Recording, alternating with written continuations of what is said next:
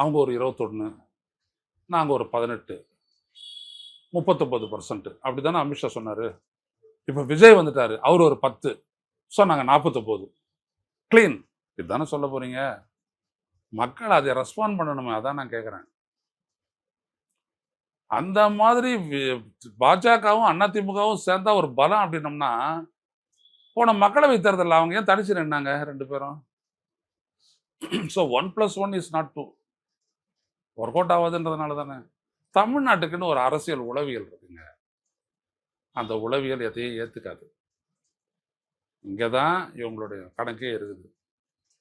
So 1+1+1 not 3 but 1 அப்படின்னு சொல்லி முடிஞ்சு போயிடும். பொறுத்துறது பாருங்க. இந்த மக்கள் சிந்திக்க மாட்டாங்க, இவங்க எல்லாருமே ஒரு ஓட் பேங்க் தான் அப்படின்னு அமித்ஷா நினைக்கிறாரு, எடப்பாடி நினைக்கிறாரு, விஜய் நினைக்கிறாரு, இன்னும் பலரும் நினைக்கிறாங்க. நீங்க ஆரம்பத்திலேயே பேட்டிகளை நீங்க அங்கிருந்து தவைக்கிலிருந்து வெளியில வந்தப்பயே சொல்லிட்டீங்க, அதிமுக கூட நெகோசியேட் பண்ணிட்டு இருக்காங்க, அது செட் ஆகாது அப்படின்னு. ஆமா. ஆனா இன்னைக்கு அது உறுதியாக போகுதுல்ல. கால சிக்கலும் சூழலும் அரசியலை தீர்மானிக்கும் அப்படின்றதெல்லாம் அவனு சொல்லுவார்.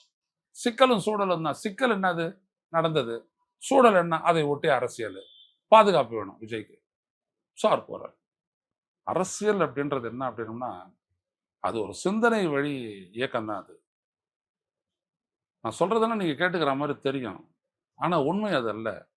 நீங்க உள்வாங்கிக்கிட்டு அதை நீங்க அனலைஸ் பண்ண போறீங்க, அசிமுலேட் பண்ண போறீங்க, எது சரி எது தப்புன்னு பார்க்க போறீங்க. அதன் அடிப்படையில் உங்களுடைய ஓட்டு இருக்கும். இங்க என்ன பிரச்சனைன்னா, நீங்க என்னதான் புத்திசாலியா இருந்தாலும் போயிட்டு ஒரு பொத்தான அமுக்கணும் ஓட்டு போடுறதுன்னு. அங்கே வச்சுட்டா எல்லாத்தையும். நம்ம நாட்டு பாப்பா இருக்கிறானே, ரொம்ப தூய்மையானவன். அங்க எவ்வளவு பெரிய மோசடி நடந்தது பீகார்ல.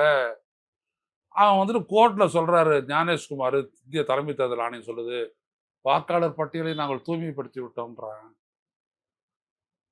இதை விட ஒரு அண்டா புழுகு வேற எங்கேயாவது இருக்கா ஐயா? அப்படியேப்பட்ட நாடு இது. அதனால அவனும் கணக்கு போட்டு ஏமாத்த பார்க்குறான்.